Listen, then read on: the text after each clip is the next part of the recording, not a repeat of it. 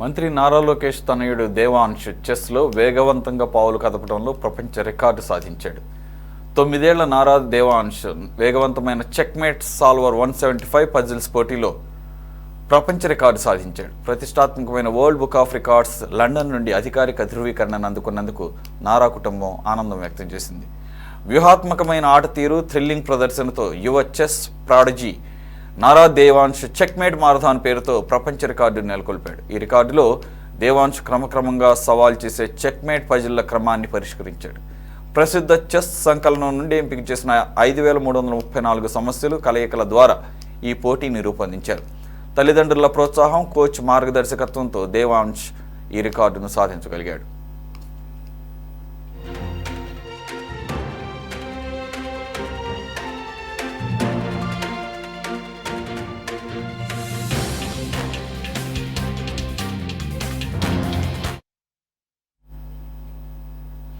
ఇదిలా ఉండగా ఇటీవల దేవాంశ్ మరో 2 ప్రపంచ రికార్డులను కూడా సాధించాడు.